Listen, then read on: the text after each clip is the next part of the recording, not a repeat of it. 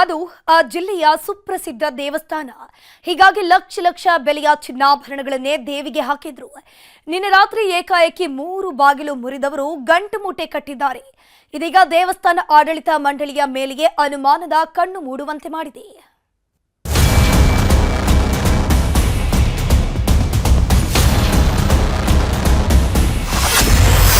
ಕಲ್ಲೂರು ಮಹಾಲಕ್ಷ್ಮಿ ದೇಗುಲಕ್ಕೆ ಹಾಕಿದ್ರು ಕನ್ನ. ದೇವಿಯ 290 ಗ್ರಾಂ ಚಿನ್ನಾಭರಣ ಕದ್ದು ಎಸ್ಕೇಪ್. ರಾಯಚೂರು ಜಿಲ್ಲೆಯ ಸುಪ್ರಸಿದ್ಧ ದೇವಸ್ಥಾನಗಳಲ್ಲಿ ಕಲ್ಲೂರು ಮಹಾಲಕ್ಷ್ಮಿ ದೇವಸ್ಥಾನವೂ ಒಂದು.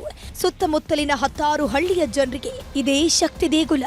ಕಲ್ಲೂರು ತಾಯಿ ಮುಂದೆ ಭಕ್ತಿಯಿಂದ ಬೇಡದ್ರೆ ಇಷ್ಟಾರ್ಥ ನೆರವೇರಲ್ಲ ಅನ್ನೋ ಮಾತಿಲ್ಲ. ಅದರಲ್ಲೂ ಅಷ್ಟೈಶ್ವರ್ಯ ಕರುಣಿಸೋ ಮಹಾಲಕ್ಷ್ಮಿ ಆಗಿದ್ರಿಂದ ಭಕ್ತರ ನಂಬಿಕೆಯು ಬೆಟ್ಟದಷ್ಟಿದೆ. ಆದ್ರೆ ಇದೇ ಸನ್ನಿಧಿಯಲ್ಲಿ ಮಹಾ ಕಳ್ಳತನವಾಗಿದೆ.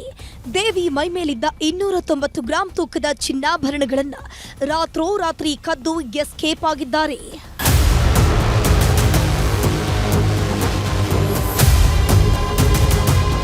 ಸಿರವಾರ ತಾಲೂಕಿನ ಪ್ರಸಿದ್ಧ ದೇವಾಲಯಕ್ಕೆ ಕನ್ನ ಹಾಕಿರುವುದು ಭಕ್ತರನ್ನ ಆತಂಕಕ್ಕೀಡು ಮಾಡಿದೆ.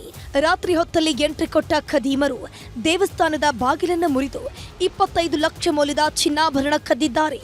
80 ಗ್ರಾಂ ತೂಕದ ಕಿರೀಟ, 30 ಗ್ರಾಂ ತೂಕದ ಲಕ್ಷ್ಮೀ ಕಿರೀಟ, 140 ಗ್ರಾಂ ತೂಕದ ಪಾದುಕೆ ಸೇರಿದಂತೆ ಒಟ್ಟು 290 ಗ್ರಾಂ ಚಿನ್ನಾಭರಣವನ್ನ ಗಂಟು ಮೂಟೆ ಕಡ್ಕೊಂಡು ಹೋಗಿದ್ದಾರೆ.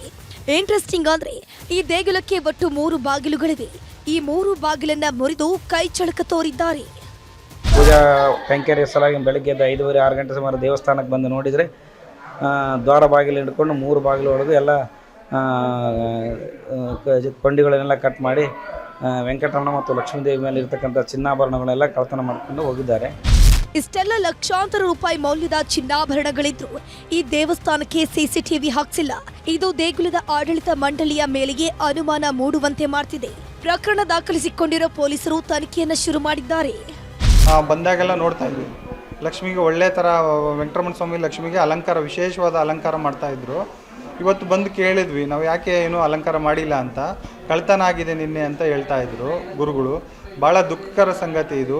ಅಮೌಂಟ್ 17,50,000 ಬೇರೆ ಬಾಳುವ ಆಭರಣಗಳು ಕಳುವಾಗಿದ್ದಾವೆ ಅಂತೇಳಿ ಒಂದು ದೂರು ಕೊಟ್ಟಿದ್ದಾರೆ.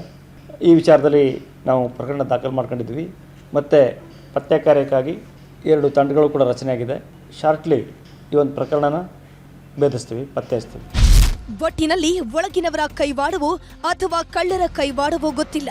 ಲಕ್ಷ ಲಕ್ಷ ಬೆಲೆಯ ಚಿನ್ನಾಭರಣ ಕಳುವಾಗಿದ್ದು ಪೊಲೀಸರು ಅಸಲಿ ರಹಸ್ಯವನ್ನ ಹೊರಗೆಳೆಯಬೇಕಿದೆ.